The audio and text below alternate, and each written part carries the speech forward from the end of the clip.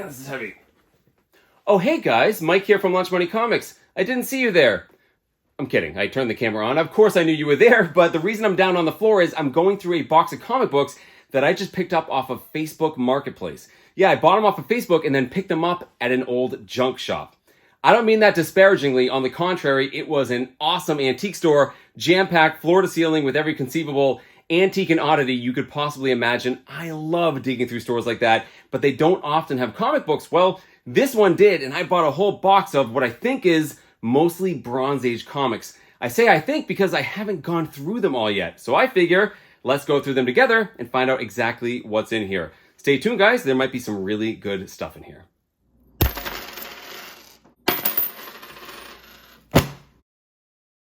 So let me start by explaining how I ended up with these. I woke up on a Saturday morning and started checking all of my socials looking for comic book deals, as I do every weekend. And on Facebook, I saw, just posted mere minutes before, some comics for sale not too far from where I live. Now, there were only 3 pictures, so obviously I couldn't see everything, but I did see there were some older books, which was promising. However, the owner was asking for $200, and without seeing more, I really didn't want to buy them outright, so I contacted him and set up a time to swing by and take a closer look. So I met the owner, Dave, at his antique shop called Treasures of the World. And this store was incredible. As I said, I affectionately refer to this place as a junk shop because these are the types of antique places my grandmother used to bring me to, and that's what she called them. But I certainly wouldn't call this stuff junk. To me, these places are full of potential treasure. Dave had items from every era, from all over the world, covering the furniture and in boxes and bins stacked on one another. I was very eager to check out this whole store, but first I had to look at those comics that I came for. So here you see the box as I found it, and immediately I get excited seeing these Bronze Age books. But again, I needed to at least get a better idea of the kinds of books and, most importantly, the condition before forking over $200.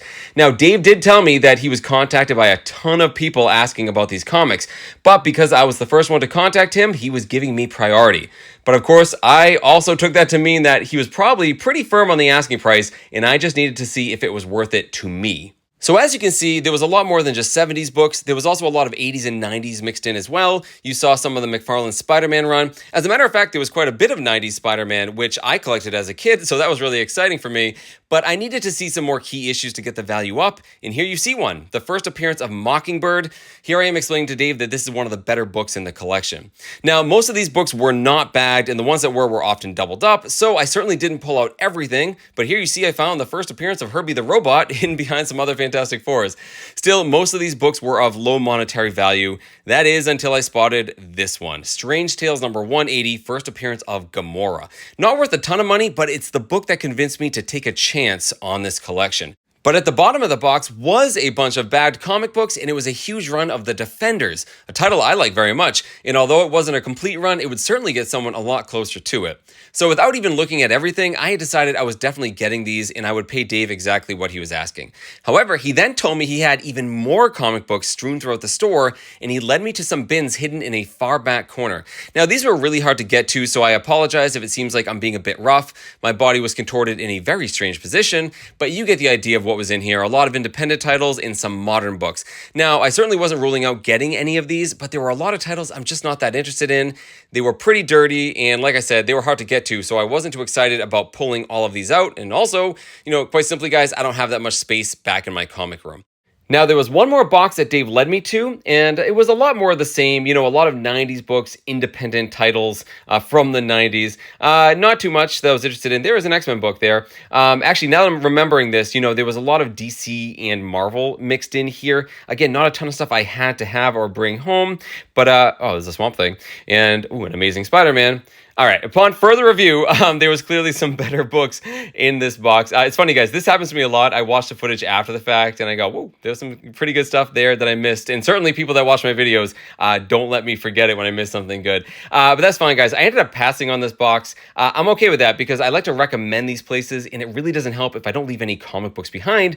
So, if you live in the area and you see anything here you'd be interested in, check the description to find out exactly where you can find this place. So like I said, I paid Dave the $200 he was asking, and then we got to chatting, and we really hit it off. So much so that he actually gave me a parting gift, which I will have to explain in a little bit. All right, guys, so I made it home with this collection. I still don't know entirely what is in here, so all I have to do is sort through it, and find out exactly what I just bought. Cue the time lapse.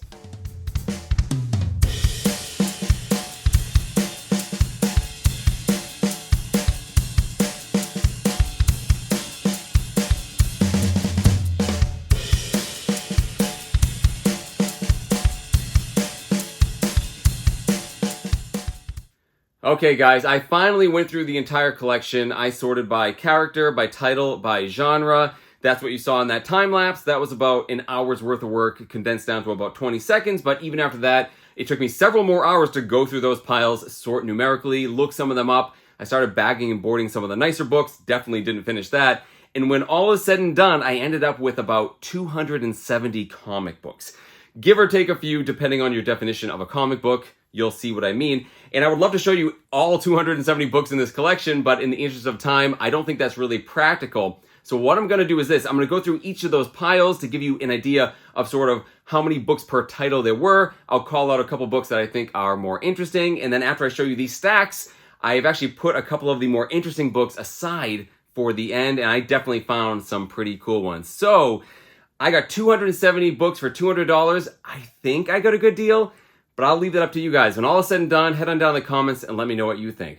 So I actually want to start with the title that was most well represented in this collection, and that is The Defenders. I mentioned in the voiceover I'm a fan of The Defenders, and I absolutely am. They were a team that first appeared in the 1970s, and they were made up of some already established Marvel characters.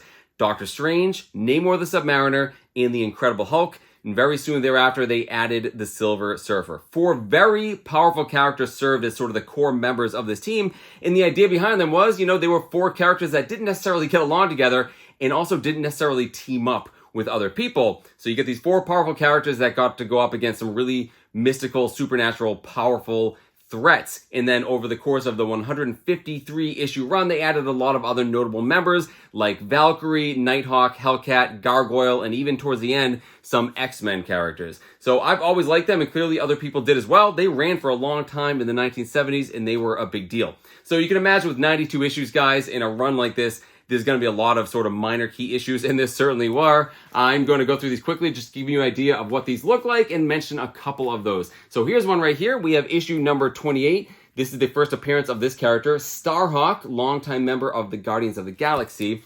Yeah, guys, there's a ton of these here. You'll notice most of these were already bagged and boarded. I only had to sort of fix a couple of them, and they were actually in pretty good shape. Again, of most of that box, they were not bagged and boarded, and because of that, they were pretty beat up. But this run, no, this run is actually in fantastic shape, which is excellent. Here's another cool key issue. This is number 84. This is the first time Namor the Submariner goes up against T'Challa the Black Panther. And why is that important? Because these two guys absolutely hate each other in the comic books. And there's a lot of times where Wakanda and Atlantis, come to blows. In fact, there's an entire Marvel movie set around that concept. So that's pretty cool. I mentioned Gargoyle. Well, I got the first appearance of Gargoyle. So there were actually 2 characters called Gargoyle in Marvel Comics. The first one was a villain, actually the first villain that the Incredible Hulk went up against, and also the hero Gargoyle, who first appears here in issue number 94. As we get towards the end of the run, the team would actually change. Eventually, the old guard would be filtered out and be replaced by a lot of the newer characters, including a lot of those X-Men characters, right? So we have Angel, Beast, Moondragon, Gargoyle, Iceman, and then the run basically stopped at number 153. Now, that was the main run I just showed you, but I think the best and most interesting issues in here were actually these. These were giant-sized Defender issues. I have issue 1, 2, and 3. And it's issue number 3 that I think is the most important, because this features the first appearance of Korvac. Now, Korvac was a very big villain in the 1970s, and you could be forgiven if you don't know who he is, because he hasn't appeared too much since then, but he was a human being from the future, in a future where the alien race, the Badoon, have taken over Earth. He ends up being a traitor to the human race. The Badoon convert him into a cyborg, and he gets sent back in time. He's very similar to Kang the Conqueror in a lot of ways, and there was actually a whole big crossover event with the Avengers and the Guardians of the Galaxy against him called the Korvac Saga. And yeah, he was a pretty big, scary, powerful bad guy, this is his first appearance. So yeah, I wish they used Korvac more, but yeah, he was a big deal at one point in time, guys, and that's why this is the best book I found in this Defenders run. Speaking of the Avengers, they were pretty well represented in this collection. We have a couple of issues of Captain America. Actually, this one here, he's teamed up with the Defenders, and then a couple of more modern books. Iron Man, we have 4 issues, 3 of them from the 1970s, 1 from the 90s.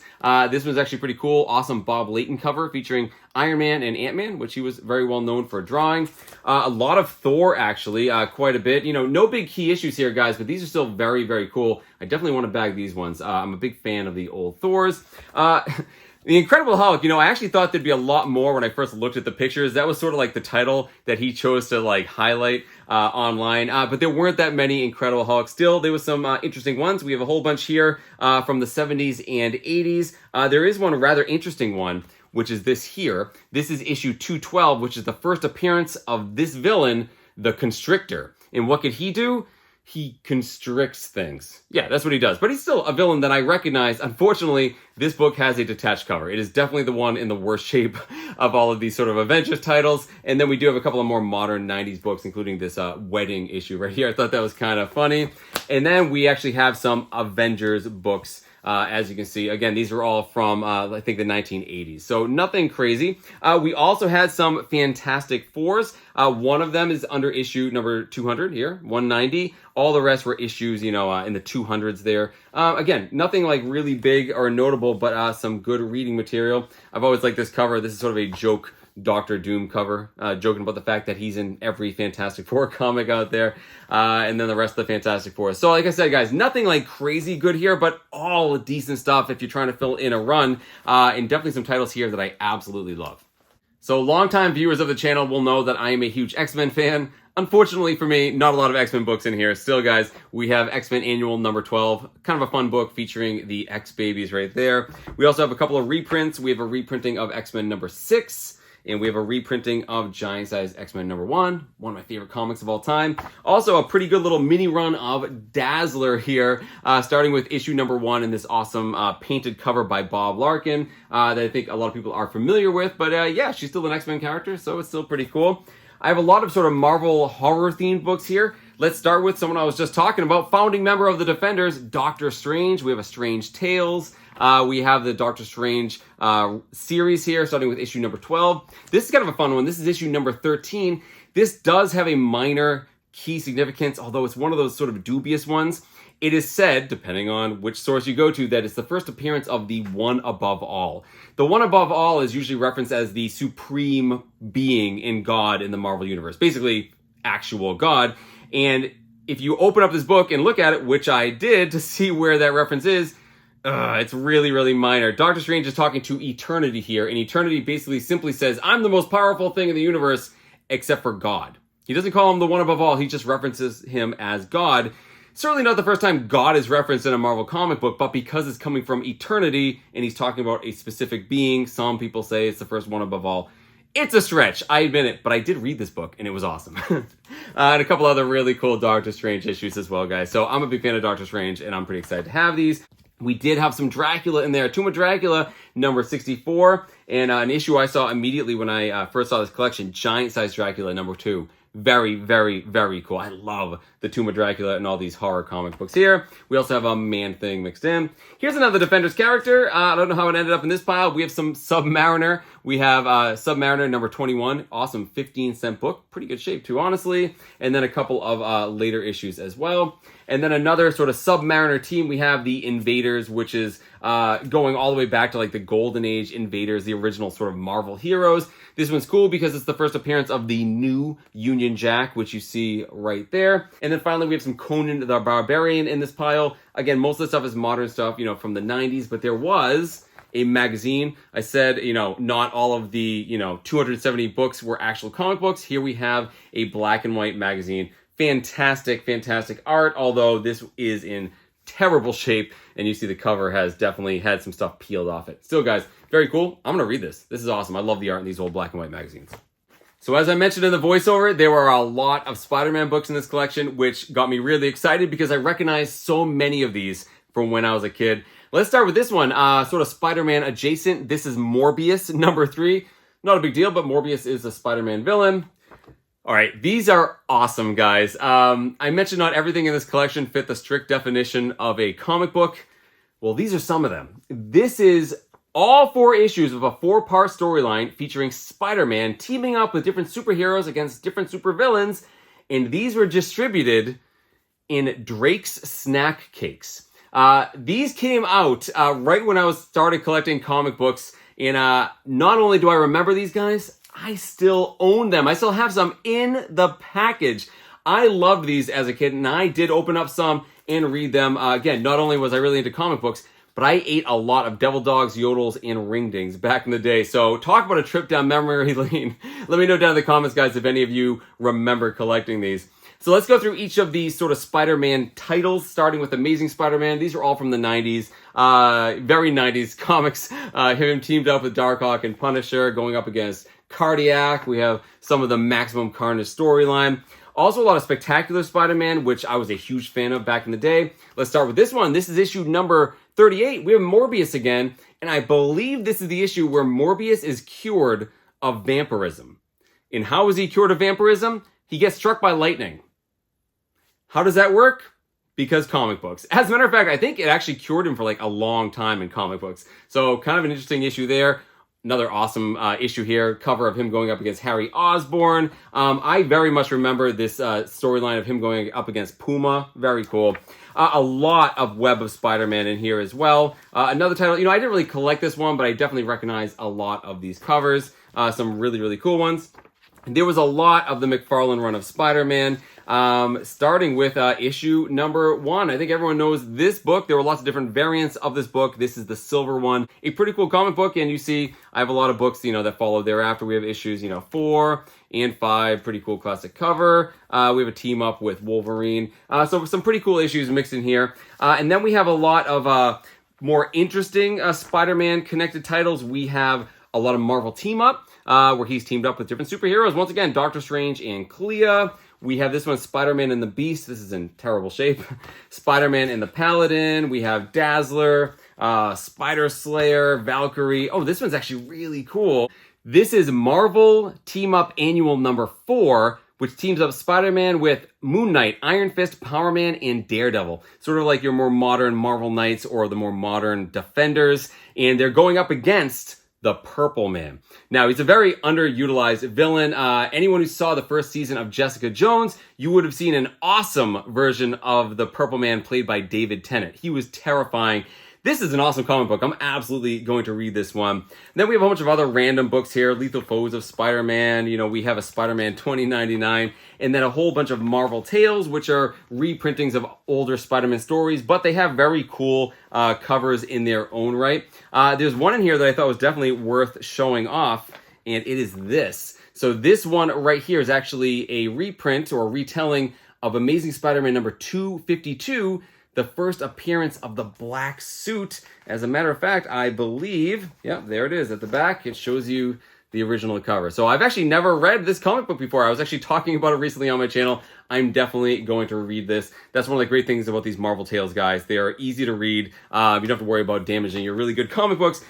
So yeah, guys, these are all the Spider-Man books. And as you can tell, of all the things in that box, this is probably the thing I was most excited about. Talk about some nostalgia in a trip down memory lane. Super excited to have all of these. So before we get to the most interesting books, I have a huge pile here of everything else that's sort of random. Just to give you a rough idea of what's in here, guys. We have some Star Wars. We have some James Bond. I mentioned the Gargoyle earlier. He's had his own series for a little while. We have some Raiders of the Lost Ark. We got some Shang-Chi, a whole bunch of that. We actually have the Eternals. This is the first appearance of Druig and Kingo, which if you saw the movie, both of them are in there. We got some Ghost Rider. We got some Silver Surfer reprints. You guys get the idea. It's just a crazy mess of stuff. We have some What If comics that I recognize from when I was a kid. We get some Marvel Universe. We don't have a lot of DC. I apologize to you DC fans out there. There just wasn't a lot that was in here. There were a couple, and mostly they were horror. So we have The Witching Hour, big 100-page, scary 70s story. We have The Unexpected, very cool volcano cover. Thought that was awesome. Again, more of those unexpected. We have a lot of detached covers on these. You know, this was a really cool book, if it wasn't the fact that it's in pieces. I think one of the most interesting things I found in here were actually these. So I got 3 issues of Kiss Psycho Circus, issues 1, 2, and 3. I did look this up, and yeah, people who are big fans of the band Kiss, these are collectible, and I thought they were interesting. They're all printed by Image. I don't know anything about these guys. Let me know down in the comments. We do have a lot of Image books in here. We do have Savage Dragon #1, which is actually pretty good, and this awesome Savage Dragon cover of him with Hellboy. Thought that was super cool. And then a whole bunch of really, really random Image stuff. You know, we have Freak Force, a lot of these 90s books that always end up in these collections, it seems like, when you buy them. So that should give you a rough idea of the bulk of what was in this collection. And, you know, in what I just showed you, there weren't any home runs. However, there are tons of comic books here I'm excited to add to my collection and a lot of great reading material. However, I definitely saved the most interesting books I found for last. So this first book I want to show you, at first blush, may not seem like it's a very exciting title. Although, then again, if you recognize the cover, maybe it is. This is Astonishing Tales #29 from 1975. And you might recognize this cover as the first appearance of the Guardians of the Galaxy. Except it's a reprint. It is a reprint of the actual first appearance, which is Marvel Superheroes #18, which came out in 1965. And you see I own this book. It is slabbed in its plastic coffin. I've never read before. It's a cool book to own, though. So I was a little bit excited when I found this because I want to read this book. I thought it would be really cool to do so. But here's something really weird, and this is one of those crazy coincidence kind of things.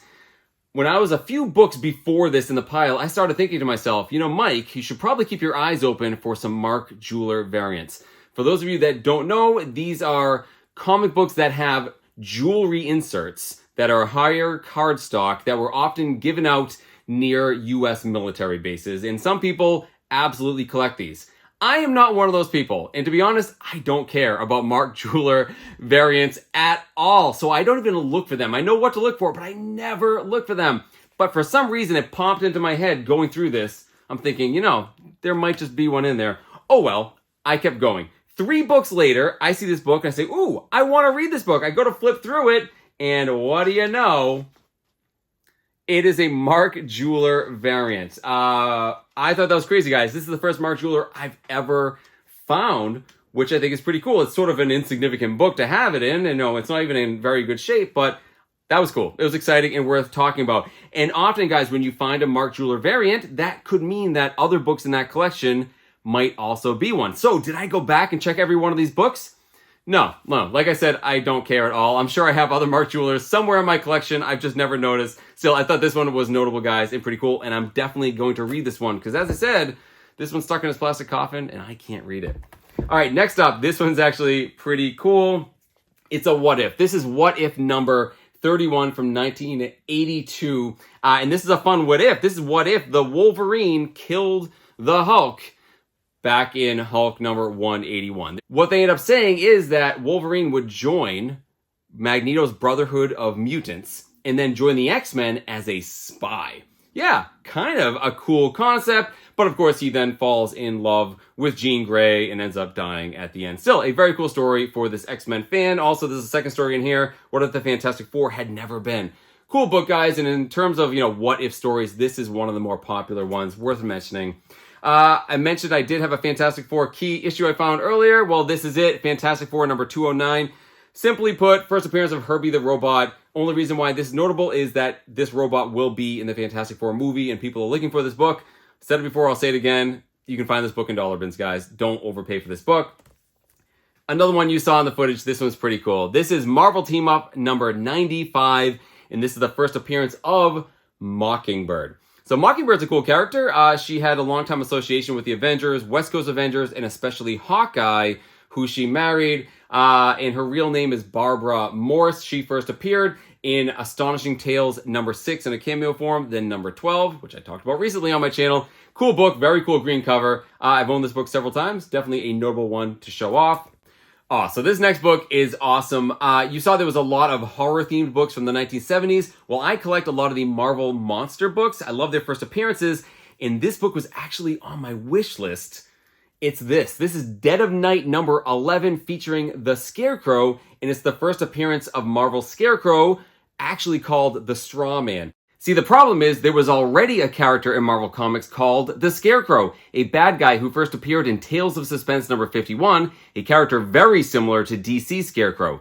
This new character was intended to be something entirely different, and to differentiate between the two, they ended up changing his name to the Straw Man. What's interesting about him is he's part of a group called the Fear Lords, which are generally very evil beings that use fear to power themselves. Well, he's one of the few that actually becomes a good guy. And he's very interesting. So, first appearance of the Straw Man. Happy to add this to my first appearance of Marvel Monsters from the 70s. Not in the best shape, but again, the fact it was on my wish list, awesome.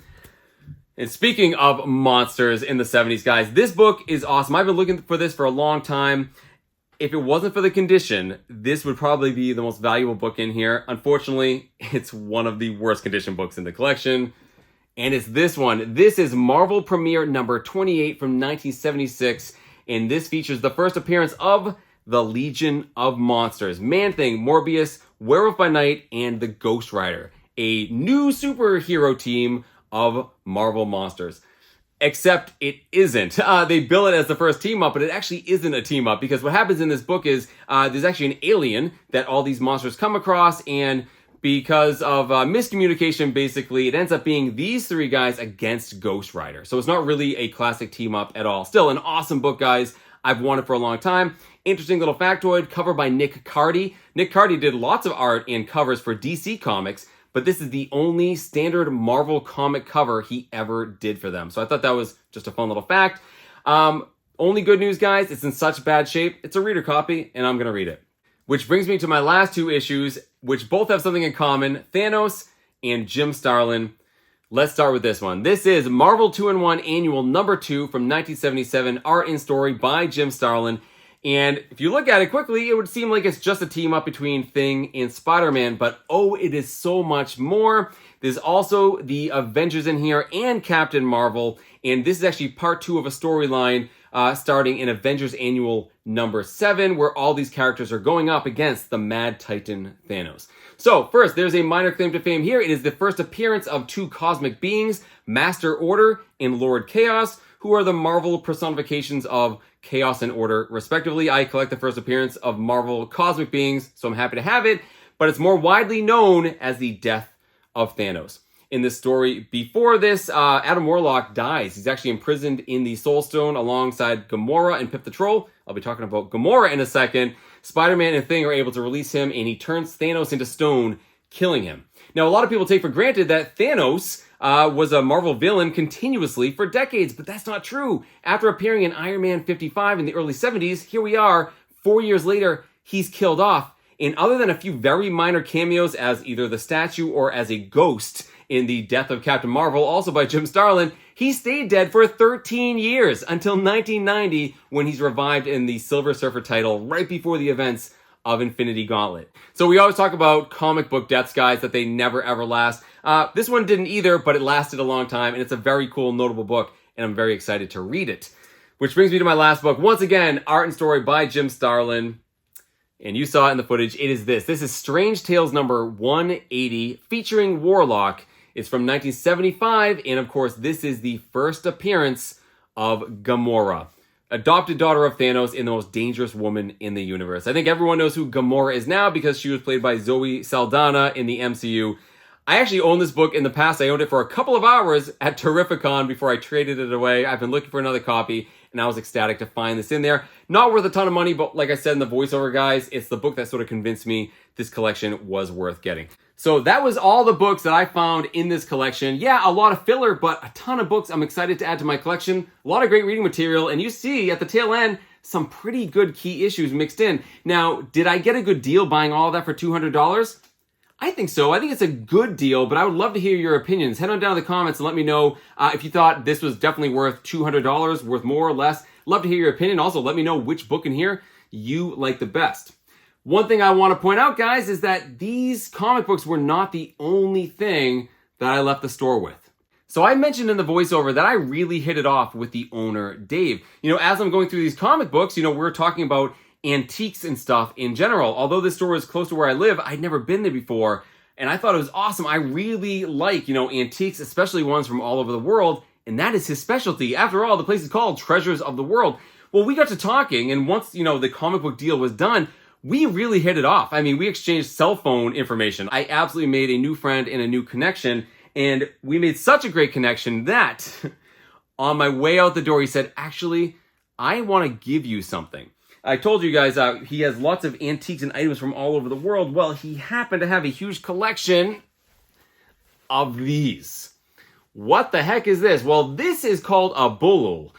In this particular one, although you find similar things all over the world, this was made by the Ifugao people of the Philippines, and basically they make these to act as good luck for a good harvest, right? They'll put them in their gardens, fields, rice paddies, things like that. Keeps away pests. Normally you find these in a seated position. This one here is a huge post to jam in the ground. And Dave told me he actually had like 100 of these that he actually had imported or picked up from a collection. And because he has so many and he knew I would appreciate it, he actually gave me one. So how crazy is that, guys? For free. He just gave this to me for free because we became friends. So just goes to show, guys, when you go to these places, it helps to be friendly. It helps to be courteous and kind. Not only is it going to help you get, good deals in comic books, but you might get new connections. And that's exactly what I got here in Dave. So not only did I get a comic book collection, I got a pretty cool antique to add to my collection as well. So that's it, guys. Again, head down to the comments. Let me know what you think of all of this stuff. And in the meantime, keep hunting for comic books and other things in strange and unusual places like antique shops and junk shops. Thank you all so very much for watching. I'll see you all next time.